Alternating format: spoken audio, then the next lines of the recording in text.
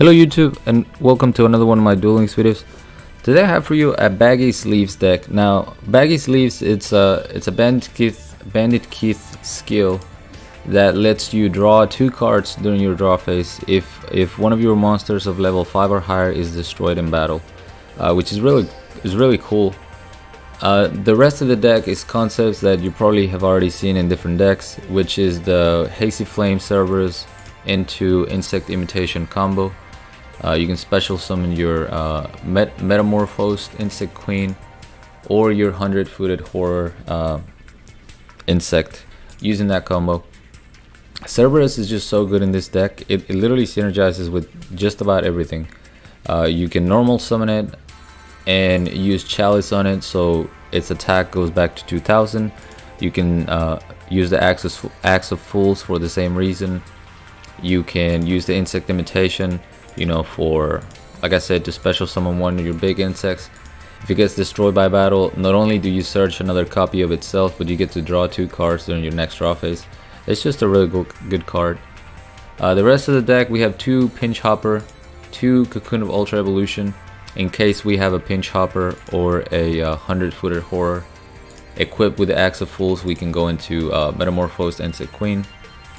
The 2 Forbidden Chalice helps us with monster effects, so if we're going up against Sylvans or something like that, we can always negate their monsters, or during the damage step we can negate our own monsters, whether it's Cerberus or 100-footed Horror, and so that they can gain their attack back.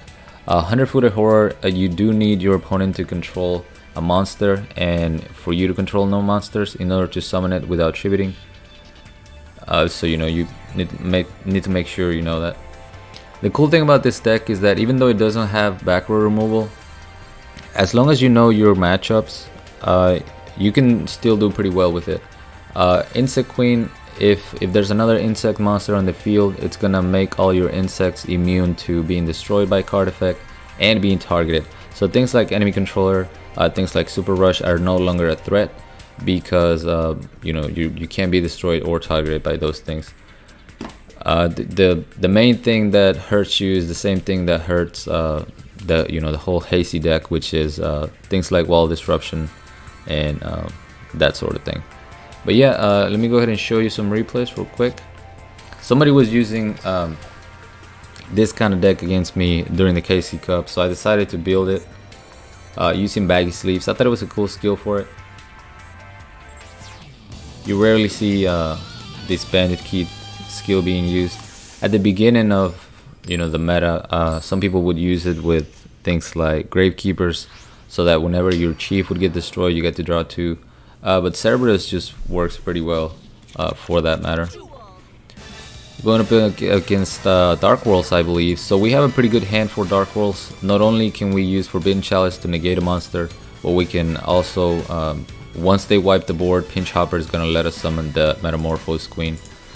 So he's gonna snipe away my Chalice with his wallet, get another Dark World Lightning to destroy my other face down. Luckily he never goes for the monster because he wants to destroy this with Rainbow. I'm gonna see the Cheerful Coffin into Ceruli, drop the Rainbow, destroy the field, but that's gonna give me my Metamorphosed Queen. And then we see the Wallet Salt. They don't quit right away, which lets me use my Cocoon of Ultra Evolution to draw another card. I could have, you know, put this in the token and just attack for some damage, but I figured they were gonna scoop anyway. His whole OTK was, you know, was done for. He didn't have much else to do. I want to try to, you know, start pushing out videos for you guys daily or at least every other day, but sometimes, like I said, I don't have a lot of time to come up with builds or really deck tests. So if you guys have a request, this is a time to definitely leave a comment. That way I pick up an idea from you guys and you know, work from that. And this was a pretty easy matchup because I know the deck, I know Hazy Flames too well, so I know exactly what the deck has and what it struggles against. So literally me summoning the 100-footer horror with an axe of fools is enough to take down this whole deck.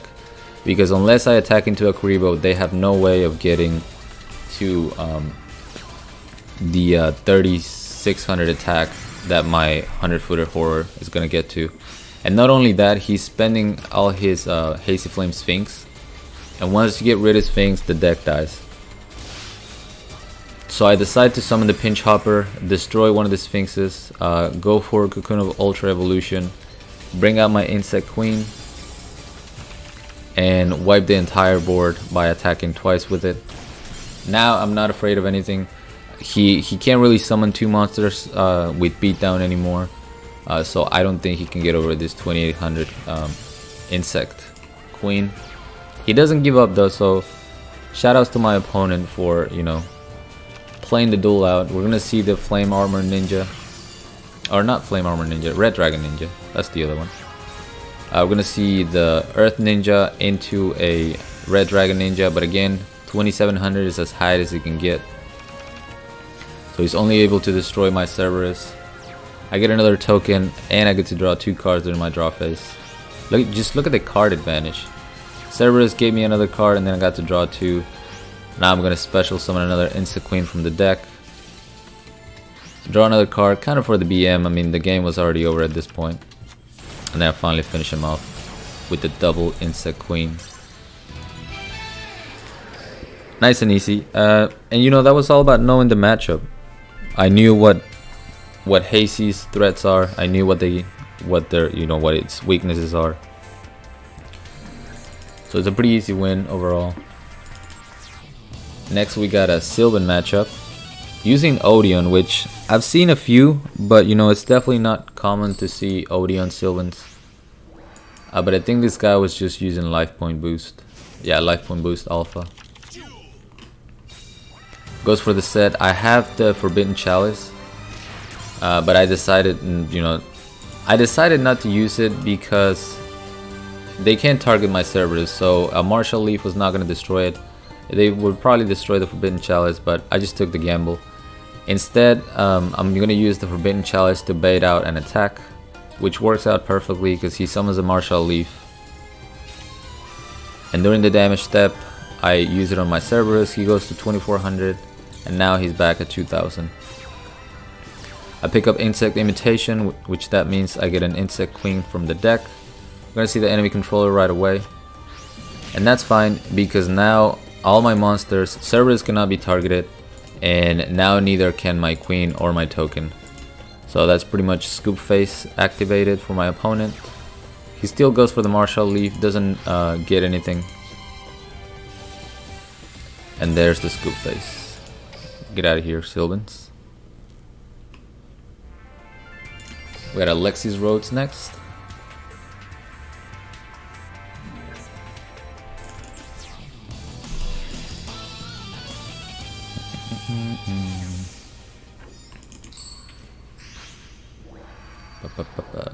Going second, which I don't mind going first or second with this deck. If you're going first and you have a Pinch Hopper, that's a great turn 1 play. If you're going second, you know, you can go with your Insect Imitation.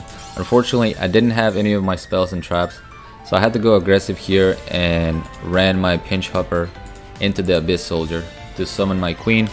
I figure I should only be worried about C Stealth Attack, and once I have a token, he can destroy me with C Stealth Attack. We're gonna see the Duo Tyrion, but I'm just gonna get another token during the end phase. I'm still not sure what this trap was. His only back row, because I checked the deck, he scooped right away. His only back row was C Stealth Attack, Forbidden Chalice, and I think Enemy Controller. So nothing that was gonna help him. Oh, I didn't mean to go to the same replay. Sorry.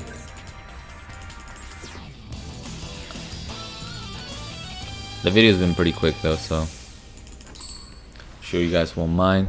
We don't have to watch it a second time. Quick replay. And yeah, this deck, you know, nothing crazy. Pretty much I wanted to use that skill, and like I said, someone used this against me during the KC Cup, I believe. and I thought it was a pretty interesting build with the insect imitation and the axe of fools. And then I just threw in the baggy sleeves. But last deck is gonna be a Mako Tsunami Mythic Depths, and I believe this is a Golden Flying Fish deck, which once again it's all about knowing the matchup. So here I suicide my Pinch Hopper, go for my queen, and I just end my I end my turn right away, because if that's a super rush, obviously that kills me. If that's any sort of trap, wall disruption, mirror wall, that's gonna kill me. So instead I just put my token. He can't use Golden Flying Fish anymore. I am super vulnerable to an Econ Cheese play right here. Luckily he does not have the enemy controller, so I get another token. I set my Forbidden Chalice and just, build another token for more protection. Activate my Forbidden Chalice here so that he doesn't destroy my Cocoon of Ultra Evolution. He's gonna get another token, but he doesn't attack. Even though he could have destroyed both tokens, and I would have been down to one token. And that would have been the smart thing to do, since now I'm able to tribute summon for my 100-footed horror. And now I have two big insects. So my plan is to bait out the Wall of D's and Mirror Walls, which are the real threat. So I just switch my queen into defense mode. There's the Wall of Disruption. And we're back to the same thing. I have a token, he can't target me. Can't destroy me with Golden Flying Fish. He destroys my Cocoon of Evolution, which is fine. That's actually going to let me draw an extra card during this turn. And I have the baggy sleeves, so instead of just getting one card for my turn, I end up drawing 3 cards, which is pretty crazy. I go into Cerberus, Insect Imitation, bring out another 100-footed horror. And again, there's no reason for me to switch this into defense mode. I know the matchup, I know the deck, I know the only answers he can have in the deck are things that target or Wall of Disruption. So I just gotta keep attacking until the back row is gone, or his will has been broken and he finally surrenders. But just look at this card advantage. It's crazy. I know I keep saying that, but you guys see a Fish Step charge. It's gonna destroy my back row. Activate the Forbidden Chalice just to give my 100-footed horror an extra 400 attack boost. He destroys my token. We're gonna see some more back row. But again, I'm not worried about it. As long as I have my queen in defense mode, he can't really get over it with battle. Swamp Mirror, this man does not give up. And then I finally break his spirit and he scoops it up. I don't know if his alternative was to try to deck me out, but he didn't have enough cards to keep up. But yeah, that's it for the deck. Pretty normal deck, nothing too spicy, like I said. You could probably run this deck in any other skill, restart or something like that. I personally like the baggy sleeves. But thank you guys so much for watching. As always, like, comment, and subscribe if you want. Join my Discord if you haven't. The link will be down in the description, along with my PayPal link if you guys want to support my channel, support my content. I really appreciate that. And till next time.